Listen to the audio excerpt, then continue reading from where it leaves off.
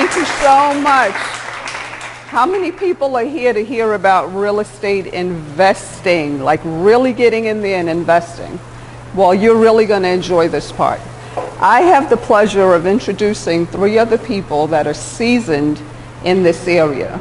The first person I want to introduce, and they're going to tell you all about themselves, is Ramon Tuck. Ramon, will you please come up and have a seat with me? The next person I want to introduce is Jawan Warren.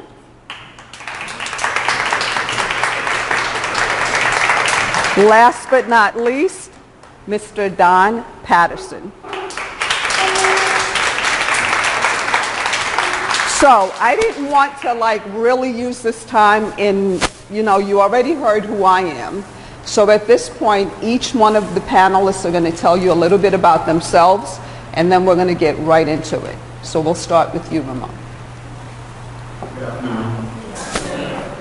Again, I'm Ramon Tooks. I've been investing in real estate now a little bit over 60 years, and we formed my company, the Tooks Group, in 2005 to assist investors in areas that we needed assistance in when we first started. So we do everything from loan coordination, project analysis, construction, management, and we do a lot of employment as well.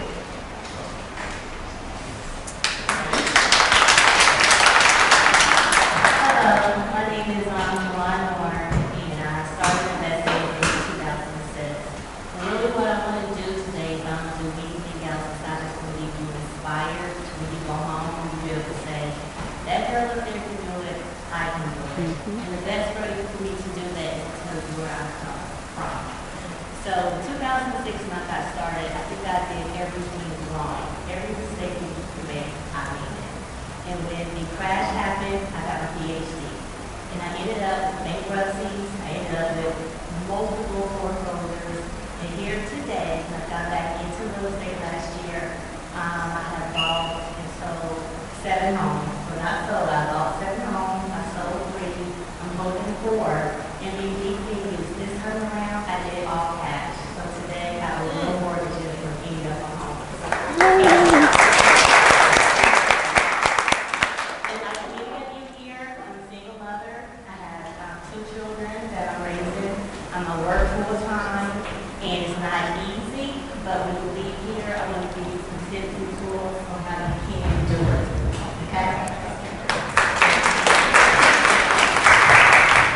We have a really diverse panel here. I am Wendy Lovejoy, as you heard before, and I got into real estate in the late 80s. I focused first in getting involved with real estate because I had 3 children I needed to support. So I got started, and Robert Allen trained me. I did a lot of real estate flipping in the Atlanta area. Before then, I had 2 successful offices in the New York area, 15 years as a broker, and then decided to come to Atlanta because I got tired of working as a broker and I wanted a more casual lifestyle. Went to Georgia, as you've heard even Sonia share, that Georgia is the place that's allowed a lot of people to become successful in real estate investing. So I encourage you, if you really want to learn more, come to the booth. I'll be standing outside, and I'll be happy to share how you can get involved with Georgia. But I really want to tell you that if you take this seriously, real estate will help you in creating the kind of life that you're looking to live. However, you have to be willing to make connections, be willing to connect with people, and not be afraid to pursue what it is that you're after. I have done every type of real estate transaction, from one family that I paid $1 for to a multi-million-dollar complex. And it doesn't matter, whether you think you have everything in place or not. The objective is to get started and keep moving.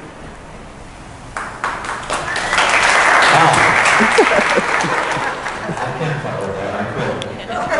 Or, as you said, wow, let my mouth, my experiences, and you communicate. That's why I'm one of the newest members of the Georgia Real Estate Investor Association. For the investors, is I'm here to learn. Licensed in 1983, I'm here to learn. There's so much out there, folks. Wendy's group is what I call street talk. Street talk is boots on the ground. I'm a suit, I know. It's not the aloofness. It's you're on the ground learning. These folks will teach you how to survive out there by telling you what they did wrong. They will tell you how to survive by what they learned so that you don't make the same mistakes. So the background I bring of being licensed as a broker owner of a RE/MAX franchise, I am currently the broker owner of Commonwealth Real Estate Associates. My overhead is $350 a month. Cam charges, utilities, telephone, everything. $350 a month overhead. I went from $25,000 a month to RE/MAX. So I humbled myself. What I learned was in July of 2012, we're sitting there at this big seminar and the Bank of America was going, how many are REO brokers? I'm an REO broker. And we all raised our hands. We said, I'm an REO broker. And Bank of America said, your days are numbered. We're gone, yeah, I'm carrying 147 houses in inventory. I sold less every 2 days, no problem. I have 3 houses left. I have 3 houses in inventory. I'm an REO broker. Last year, I met with an entity who, about 3 or 4 years ago, started buying tax deeds. I know REO, but I didn't understand tax deeds. So what I bring to the table for you is how to go to the auctions, how to prepare to go to the auctions, how to make bids on REO properties. I'm the one that your bid comes to. I'm the one that gives it to the asset manager. I'm the one that goes to the courthouse steps on your behalf, knowing what you want to bid or what your max bid is. So what I try to do is give you the knowledge to make an intelligent offer on properties, knowing what your ROI is, your return on your investment. You've got to understand the language of real estate. That's what Wendy teaches. So please learn from her and others and let them share their knowledge with you to help you grow. Now, guys, we're basically having a conversation up here because we want you to see that it's not difficult, okay? The whole objective is to get in there and do it. There's such a different way of doing real estate and wholesaling. One of the things I wanted to share is that you've heard it over and over here. You got to get the education that you need. So again, this is not a plug for Georgia REIA. It's a plug that you go out and get the information that you need. If you're following Sonia on whatever social media she's on, she shares a lot of information. I share a lot of information. I'm sure the panel, everybody you heard here today. So there's no excuse in leaving here and taking this information, writing it down or sticking it in the plastic bags that you have, and then just leaving it when you get home. One of the things I want to share is when I went to Robert Allen's seminar, if you have read anything about me, I was in a really bad situation. I was pretty much penniless, and my mom, who's in the audience, allowed me to come and stay with her with 3 kids so I can restart my life. And one of the things I focused on doing was saving every penny I had so I can get to this Robert Allen seminar, because I heard he was helping people learn how to buy houses with no money. And so I said, I got to be there. Seminar cost me $3,000. And one of the things he taught me is to be coachable. When you hear information, be willing to take that information. But if you have somebody like Sonia, or a book, Robert Allen, or a Wendy Lovejoy, any of the panel up here, when you get in front of these people, make sure you're asking, and when they tell you an answer, be receptive to use it. Because I see a lot of people, they get a coach in front of them, and then they want to tell you how to coach them. It's not going to help you. It's not going to help you. Take everything she said, and take at least one thing when you leave here and implement it. I recently in Atlanta came to Georgia REIA about 2006, had a real boom, flipping like crazy. My son is here, he's a lender. I was giving him over 30 loans a month myself, flipping. And we had a really good, exciting time, and then we all know what happened to the market. So I'm here like everybody else, lost a lot of real estate. About a year and a half, I came back to Georgia and have been reinvesting. The market is slightly different, but it's a great time to be involved. In this past 6 months, as I said before, I was able to purchase a property that I gave a gentleman $1 for.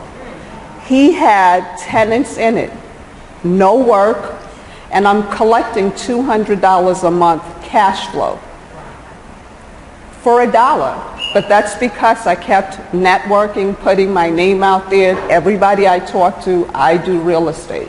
I don't know all the answers, but when I have a question, I seek out people. I read a magazine, People You Need to Know, and I saw Sonia's picture on there, and I said, I got to find her. I want to get connected. I met him the same way. I saw a sign. I liked the way he presented himself on the phone. I said, I got to get to know him. I got to connect. So don't stop. Don't feel like you're small and you got to wait till things are perfect. Just start doing the deal. Start having conversations. Start letting people you know, hi, I buy houses. I invest. And that's all you really need to share. And people will start helping you. People want to help you succeed. Keep that in your head, okay? I will add to that, and I tell people all the time that this is a networking and people business. The real estate is just a side product. You will be successful if you know the right people in every aspect, even when it comes down to your contractors to do your rehab. So continue, and I'm so far expert, but I'm up here with my pen and my pad and I'm taking notes. Continue to do this. There's a lot of free information out there, a lot of free seminars out there. And the first thing, the most important thing to do is start building your network. Even if you're going to be flipping houses, start even building your network of buyers. First and foremost, even before you go get your first property. If you're going to want tenants in your home to be a landlord, start networking to find out where your tenants are going to come. So when you get the house, you have tenants in the area. And build good relationships and good people, and they will follow you throughout your career, throughout your process. So that is very important. Can give it over. One thing is your mindset, and I know for a lot of us, a lot of people just say, I can't do it, or, you procrastinate. She said something to us that we all need to know. Say yes, and then you speak it. For me, the rough times were 2007 through 11. Oh, wow.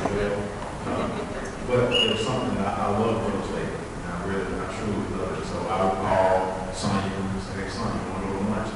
I would just talk about real estate. We didn't know exactly what we would do when it failed, but we knew that we would keep pushing. One of my good friends is here, and during the good times, I would say 01 through probably 06, with just along with him, I would flip him 15 houses a month. I was almost say, hey, I got some stuff. He's sitting in the back. But, every single year I knew that we would make something happen. And then during those times, in my mind, I felt like we're going to make something happen, even when we didn't know what we were going to make happen. And now the market is changing for the better. And our mindset is we're going to make something happen. And that's why we're here. And we're learning, being positive. And thanks to the people like Sonya, connecting with positive people, because the energy that you guys give us makes us keep going. We're mentoring someone, it gives them a positive energy. So I get up the next day and say, hey, we got to do another deal. We got to do another deal. And we don't know where they're coming from most of the time. But that positive, speaking it into existence, it works. So that's the first step. Just being able to speak that you're going to do it and you can do it. And from there, we go after it.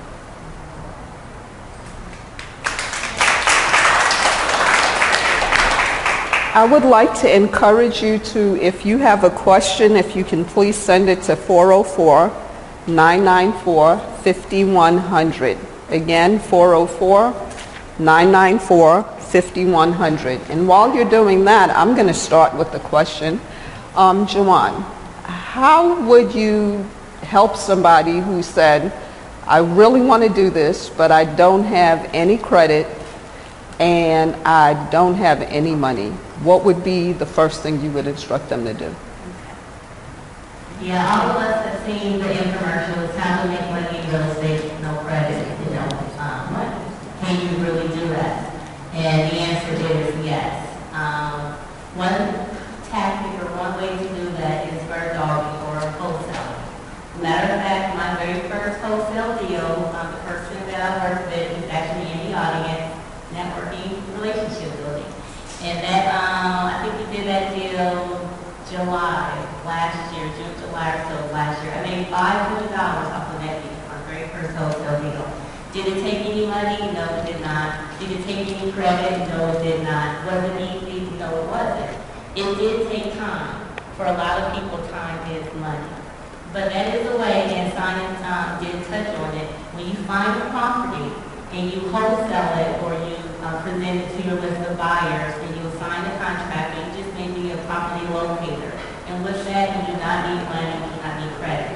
Another way that you can get started is most of us have a 401k. Like, even if you just have $5,000 right now in your 401k, if there's 4 other people out here with only $5,000, y'all can leave with me right now to go out and buy your property. I have done about several properties again. I told you I used all cash, and I did. I started using my 401k, and I also have a self-directed IRA. If you're not familiar with what a self-directed IRA is, jot that down and research on it, because what that is going to do is allow you to purchase investment properties and have the tax savings and it rolls back in. So that's a good tax shelter and it's a good way to acquire property without losing money for your own, savings or having to get financed. Is there any specific questions on the concept of wholesaling and bird dogging? I would like to know how, correct me if I'm wrong, so I would locate a property and say something across the street for sale. I need to connect that property with a buyer or with the agent or how? The key to being a successful wholesaler or bird dogger is, again, having your buyers. It's easy to go about down the street and find a house. Start networking and finding your buyers and building your buyers list. All of these We Buy Houses signs, guess what? There's people that buy houses. Start with that. All the numbers you see as you write down, take down their phone numbers, give them a call, introduce yourself, and then ask this question, okay, well, what is your criteria? What are you looking for? Well, I want 4 homes for less than $50,000. Then you can go and try to find that house that matches the criteria for that buyer. Okay. Another good place is Craigslist. Craigslist to me is kind of like the MLS for investors. So you can go out there right now and people that are selling their houses, tell them, oh, okay, I have a list of buyers. You might only have one person on your list. You don't have to let them know that, I have a list of buyers and I think this home they meet their criteria. Would you mind if I presented this to them? And that's how you can start picking up properties on the other end without having to actually go out and try to buy it first. And then you just kind of do, a match game with the two. Thank you. And just to piggyback on that, I do something called the yellow letter. It's simply just sending out letters all the time, and I do at least 50 to 150 a week, and I get a lot of people responding to that. And based on conversations with them, that's how I ended up with the letter, the house for $1. Recently, I just did a property in Riverdale. The person their family had died, they grew up in the house, and their parents had died, so they wanted to sell the property. I didn't put any work in that. I just simply sent out a letter, paid for the envelope, paid for the stamp, and I ended up making $14,000 from that one transaction. I didn't do any work. It was horrible. My son actually drove with me, and he was like, don't even think about that property because it looked burnt up. But like she said, when you have a list, I sent that list to a bunch of different people, and somebody wanted it. They're going to rehab it and rent it out. So I believe it's better to have more properties. I have people that I'm coaching, and I say, well, if you get a buyer's list and you have nothing to sell them, do you have a way of getting real estate. So I like working with the yellow letters, and I'll be happy to share that on break if anybody wants to know. Yes.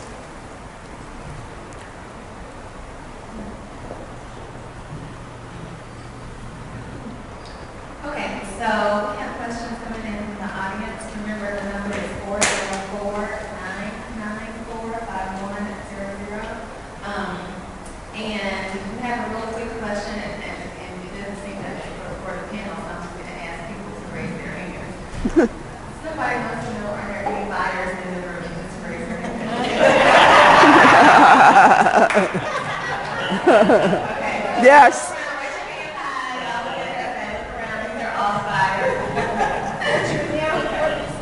So now, if you have any questions, please text me and we'll get the answers for you, okay?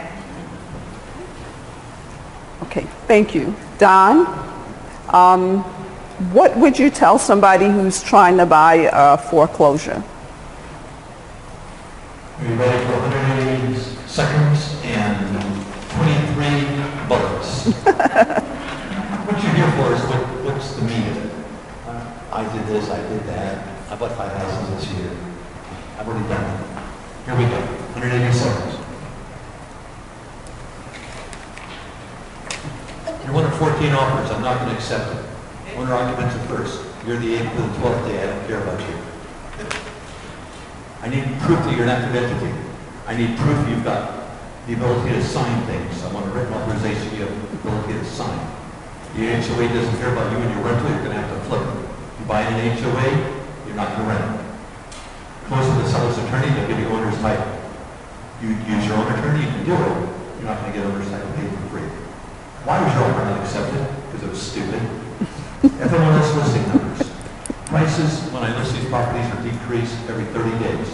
30th, 60th, 90th day, they decrease the price. Take a look at the MLS number, see when it's going to be reduced. Closing is not going to happen the day you want. It ain't going to happen. The deed under power wasn't recorded. I don't have clear title. I didn't get the requirement. You ain't going to close. You buy a house right now, it's going to close in January. Tough luck. Wiring instructions. It's going to take 48 hours to wire. It's not going to go overnight. Find out who the utility companies are, how the utilities turn on somebody's wire. Where are the keys? The keys, the brass key in that box that we find on the house, that brass key goes to the garage door opener. I locked it. When you go to press that button to open the garage door, it's going to break. About 32 seconds. You've got a 10-day due diligence period. I make 20 offers at a time. I write 20 offers at a time. I'm only going to get one. During the 10-day due diligence period, I decide if I want to buy it. Use that. Did you hear that? 20 offers to get one property. Ramon, what would you share with a person who wants to buy more than, say, 2 to 3 properties a month? Is that doable? Yeah, that's very doable. The first thing is depending on your age strategy, you definitely have your financing already set up. One thing that he just said is we're making tons of offers. We're not getting any properties just because of competition. So you just need to be prepared to make offers. You gotta be, and have a great network as well. I bought from other investors, bird dogs. I consider myself a professional bird dog, but I talk with the We Buy House people, just whoever I see sell properties, so that we can find enough deals. Because that's one of the, I don't say challenges right now, but it's one of the challenges right now. There's a ton of money in the market and not enough deals on the market. So the biggest thing is to just be able to make a ton of offers, get with, your agent, your broker, yourself, and call the signs, call addresses, write yellow letters, and you'll get the deal. So it's definitely doable. Awesome. And we're happy to take questions. Anybody has a question on wholesaling? Thank you. Okay, the next question is, how is multifamily investing different than single-family housing investing? What strategies are best? Answer it. Me? Yes, you. Okay,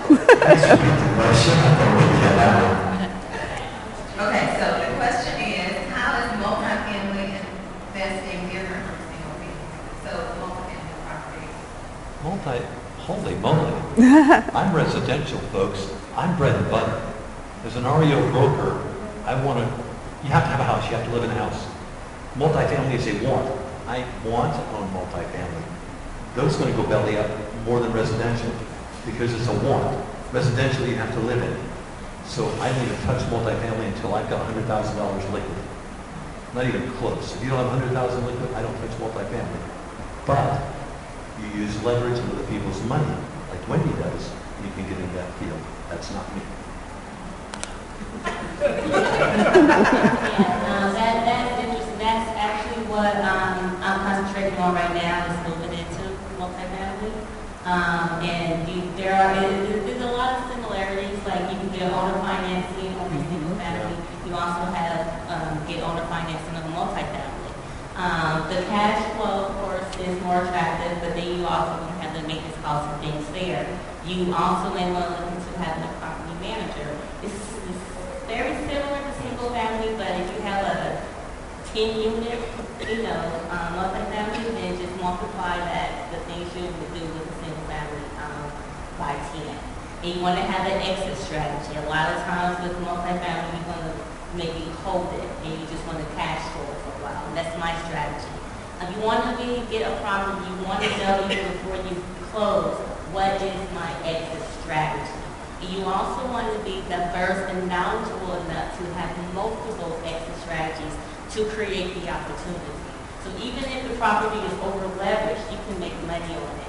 Even that whatever the situation is, but you have to have enough tools in the toolbox, kind of as I say. If you're a plumber and you need to know which tool to reach for to do that repair. And the same is true with real estate. Know what your exit strategy is and be knowledgeable enough to have multiple exit strategies. So if plan A does not work, you have plan B and plan C. Because 9 times out of 10, plan A is not going to work.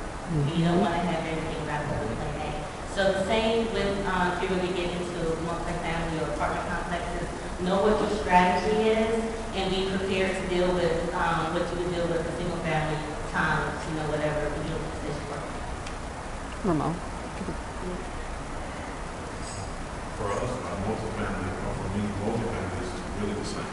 And when I started, one of the people that I started with always says that a single family and multifamily, it's all the same hard work.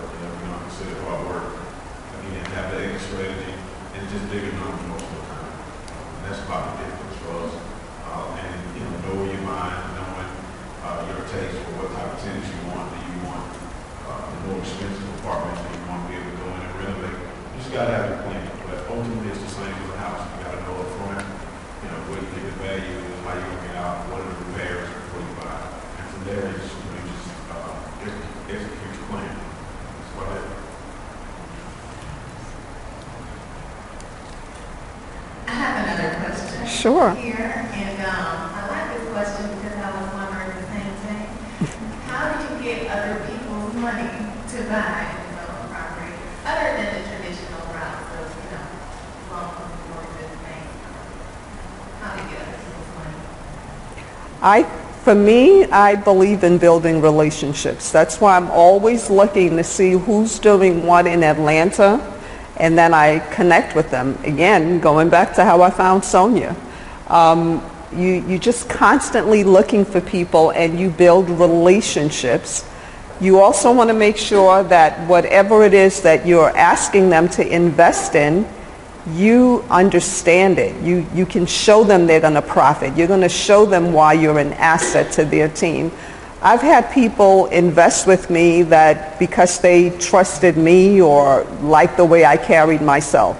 And I think a lot of people don't put that kind of attention into looking for money. They feel like, okay, I got to make sure the property looks good or make sure I know everything about the property. But I think people will invest more with you when you learn to build relationships with them.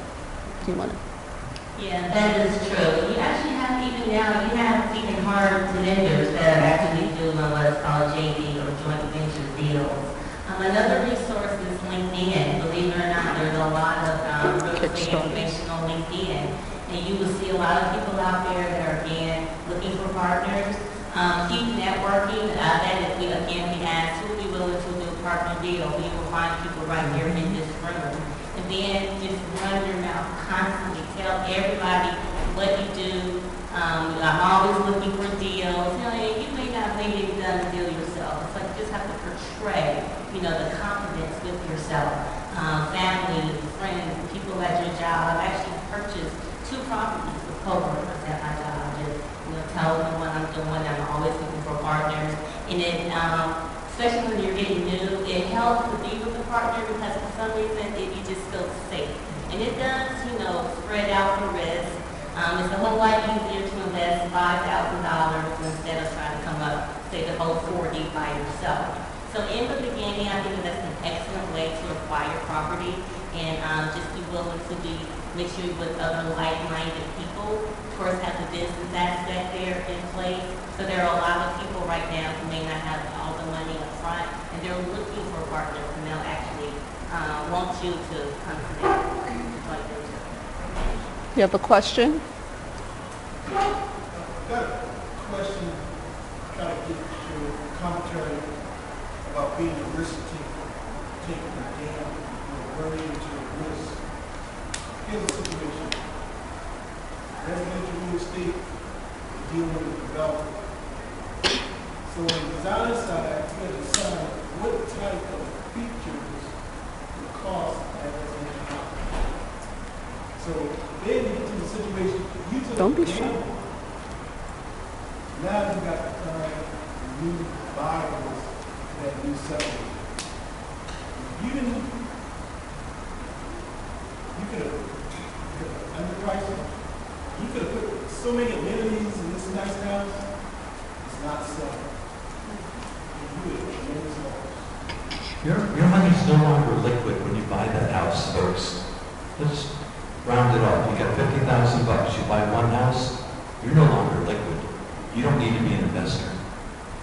You need to have money to pay your bills, to feed your family before you even step into this world, because you will mess up. The money and the rule of thumbs I use is I buy what's called a bottom dweller. I buy houses at $5,000, $13,000, $8,000. I bought 5 this year on the courthouse steps. You're going to pay your $22,000 to make them habitable. 3,000 electrical, 3,000 plumbing, 3,000 appliances, 3,000 roof. You're going to get out there with your derriere and you're going to mow the yard, you're going to cut the trees, and you're going to buy a $400 dumpster and put 57 cubic feet of garbage in it. And you're going to do that because it's called sweat equity if you want to start inexpensively. Tax deeds, courthouse steps, back to the residential and the cash flow. You've got to do what's called a CMA, comparative market analysis, or a broker price opinion, and your real estate agent will give that to you for free. F-R-E-E, neat 4-letter word. Free. Your real estate agent will do that. You don't pay the real estate agent. Let them do all the bird dogging. Let them get the prices for your property, and it's called the APR, the as repaired value. So when you get a repaired value, you get an as is value, and you get the wholesale value. What is your game plan? You want to buy it, fix it up minimum, which is the yard, the carpet, gut it, and fix the roof a little bit. That's wholesale. You want to put in appliances, then you want to fix it up a little bit with the toilets and have it habitable. That's FHA, FHA grade. Then you can sell it on that level. You want to put the granite, the other stuff, you're talking big money. I don't have that. I'm a lower person on how I purchase. Do you want to share?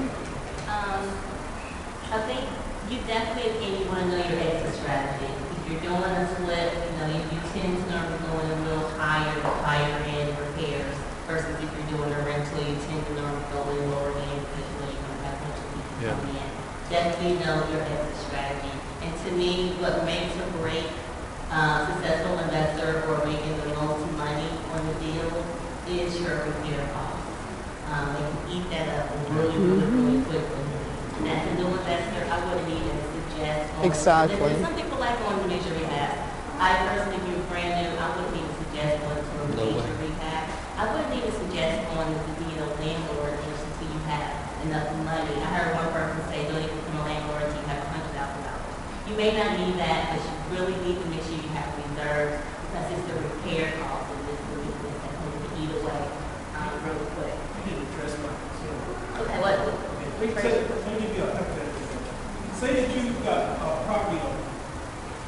He owns 2 he has his house, Mhm. but he has enough property.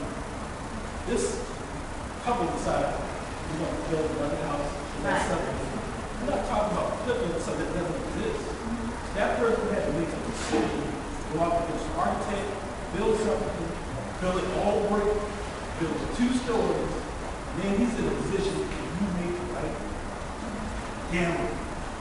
Because he's going to try to find somebody to buy that house. His cost, he made got a construction loan, and he got lost money, and he might have made all depending on he's got to make a determination in conjunction with that architect. What is the market value? Okay. So the market value, believe it or not, is not necessarily even determined by how much you put into the house. It's determined by what people are willing to pay. So even Exactly. if you went into the area that spent $1 million, if the people in the surrounding area is only willing to pay $200,000, guess what? That house gonna is happen. worth $200,000. Yeah. So the fact that you say, I'm only going to give you a construction loan Correct. up to, Right, exactly. And that's when you have to know how to price the value in the home. And in Atlanta, specifically, one block can be Exactly. $500,000. Yes. You can go one block the other way. You know? 40,000. that's the thing we say about Atlanta all the time. Same house in New York, Right, Yep. or Long Island, same house in Mm-hmm. South Florida, Southern Kingdom versus Buckhead or California. Exact same material. right. So that's what's called, comps analysis. So it was an agent that can help you with that. Look at what has actually sold, not what Sold can be, comps. but what has actually Great. sold within that radius, comparable, similar to that, and try to weed out the foreclosures or closing Right. things like that if you can. And that is very important in determining the value of the home, what you make your offer score, and how much rehab you put into the home. Okay, we have some other questions around taxes. So we have an audience member who wants to know, Oh, how he do didn't I answer sell much, property did he? and avoid getting hit with taxable gain? And someone else wants to know what is a tax deed and where do we get that from?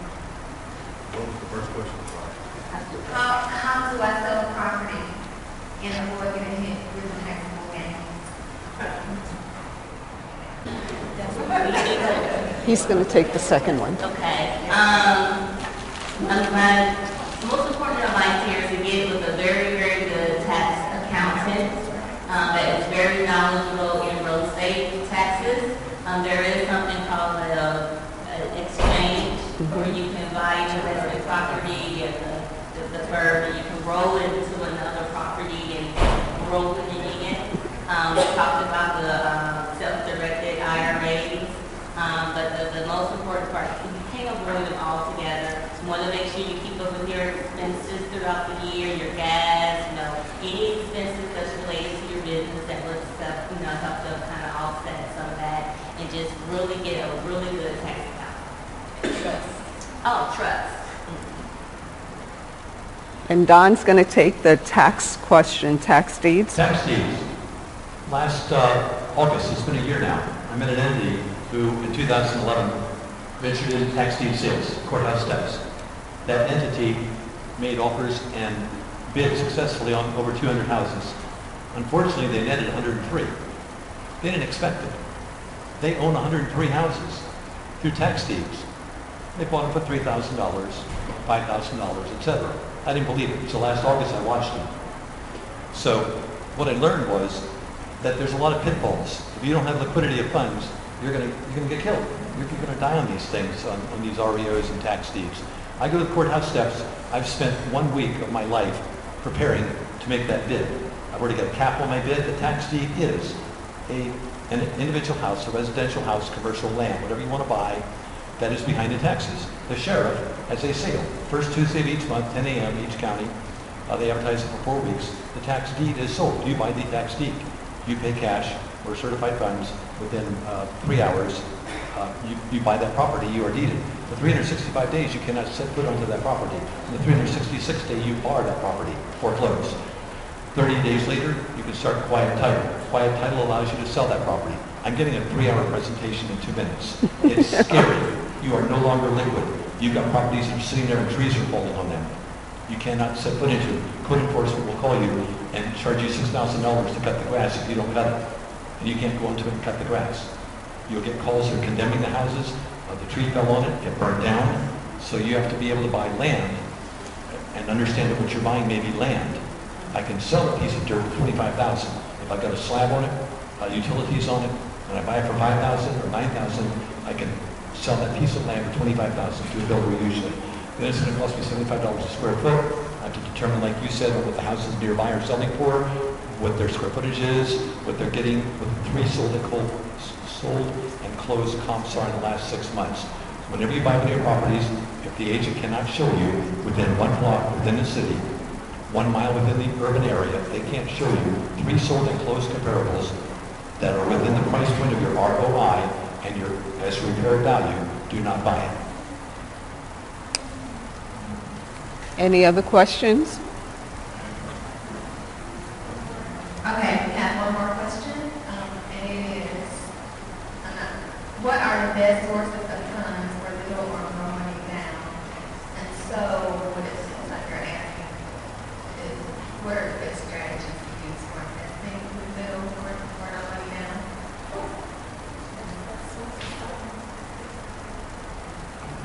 So the question is, what are the best sources of funds for little or no money down? You want to take that? I'll answer as far as strategies. I'm not sources, but as far as strategies, the first one is, and she spoke about it, is very long, finding buyers prior to finding properties. And honestly, you saw how many people raise their hands in the room. But what we would do is, if we were in the crowd, I would just walk up to everyone and say, hey, what are you looking for? Get information. Find out what they're looking for. And you can go out and find someone in this room that has something to sell. I would say that. And if you might have anything to sell, I know that there's people in this room. Rick, can you raise your hand if you have properties for sale? So we got 10 people that have something for sale. And I've been in the room before where someone is looking for a property on this side of the room, and someone has one, and I'll just link it up, and I'll make money. And it's no money down. It's little, no money down. But that's part of the league that you can do, because some people don't believe that it's that easy. And it's not that easy, but it is that easy. And that's probably the easiest way to get into no money down strategy. And it takes organization, going out to meetings, being able to identify those people that raise their hand, because you had quite a few people that raise their hand. I mean, Sonia raised her hand, and this is her again. So some kind of way I would try to get in touch with Sonia. You haven't been able to. I mean, Sonia's not going to buy anything, so you can't. I mean, waste your time. But she's a great buyer. The people on the panel are buyers. There's a few buyers in the audience. So bird dogging is great. And there's a class on bird dogging, because there's a strategy to bird dogging. And some people just ride around. We don't just ride around, we just write down signs and try to find out. But there is, a strategy to it. That's the easiest way to get into it. There's other ways to do no money down deal. One is the lease option. A lot of people are afraid of it, but it's where you put a property under lease with an option to buy it, and then you can advertise it on Craigslist and say, hey, there's a lot of people that can't buy now, but they're willing to pay for these options, and you can make the money in between. So there's probably 10 to 15 strategies for no money down deal. And another way, Sonia talked about it earlier in the beginning, but partnerships. A lot of times you can find a deal that you don't have the money. Someone has the money. The money has to come from somewhere. So for me, even when I find deals and we're at the age of where we want to spend that money, I have partners that I call and say, hey, we need to close this deal and help with the money. So that's no money for me. It's no money down. So I think those are pretty good strategies. But the first way is very low, which doesn't require anything but your time and your organization. And we keep throwing out this word deal. There's no deal. What constitutes a deal? It's not that easy up here at the house, because we're not going to just buy anything. So traditionally, most books will teach you that the formula for what's considered a wholesale bill is 65% of the value minus the repairs and minus the commission or the cost that you want to get paid. So make sure you just kind of keep that in mind. For most investors, when they say they're looking for a deal, that's what they're looking for. Some that are, are holding or they, are landlords and they cash flow, they'll tend to buy a little higher. And to them, what's more important is the rent that that property can generate more so than what the actual purchase price is. So there's two different formulas that you can look at there when you're talking about what's considered a good deal, what's not considered a good deal. And then how do you find the deals? That's the tricky part. If that was the case, all of us up here would have, all of the properties that we're looking for. The best deals are going to come from people that are in motivated or distressed situations. Outside, we're just looking for the abandoned homes that you see, boarded up right on the street or burnt out homes. Because believe it or not, you have some buyers that will buy that burnt out homes. That's what they do. So in probably every particular situation, again, it goes back to the tools, the toolbox. You have an investor that will buy for that particular property. Know that. And know how to look for people in distressed situations to find the best deal. Okay, we have one last question. So before I ask this last question, I just want to say there were a few questions that came in about are there any investors, are there any, buyers or anybody with a partner in the room. I encourage you to stay after and mingle with each other, We saw the people who had their hands raised and see what's what out there, okay? So the last question is explain the concept of subject to deed financing and under what conditions should the strategy be used? Not you? Me, no. Give him a chance. He's subject to. Subject to the strategy is, we get calls all the time. People say, hey, we just don't want the house or I want to sell it. And sometimes they say we don't want the house. Our first question is, what do you owe it? Then we'll find out more about the mortgage on the property. And what we'll do is we'll take the mortgage, we'll take the property subject to the mortgage. So they'll give us a deed and we just know that we have to pay that mortgage. And that's been a pretty good strategy for us, especially early on, because the mortgages were low.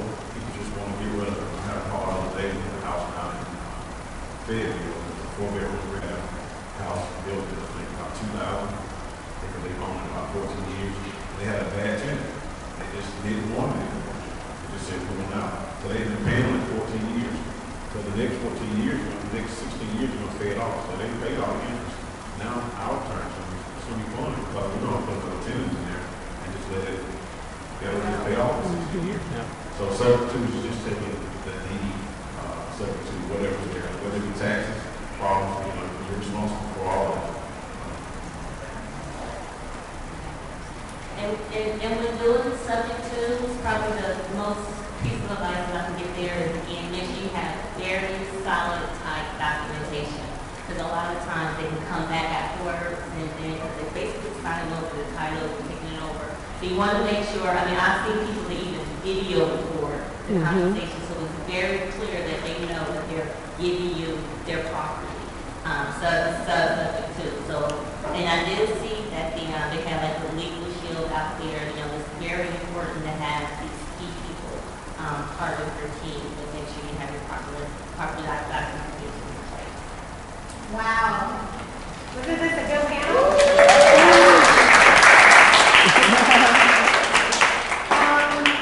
Ramon, can you quickly tell about, you have a workshop coming up. You have a Let Me Get Out of workshop coming up, right?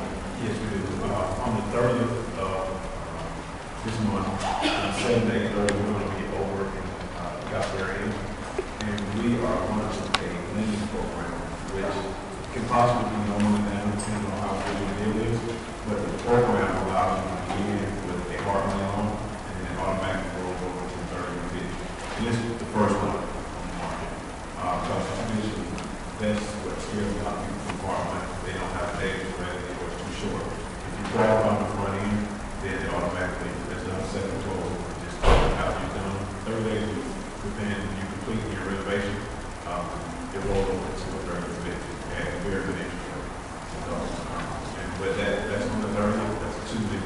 7 to 8:30.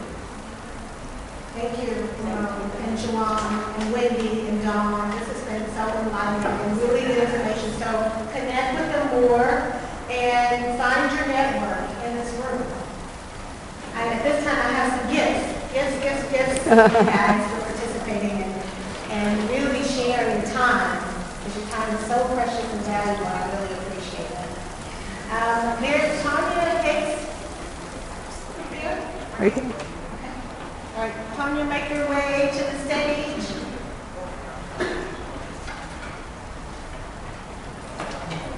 And while she's passing that out, get your family involved. Get your Yes. kids involved. I have my daughter with me. You know, make it a family, make it fun. You know, don't Thank have you to so rush. much.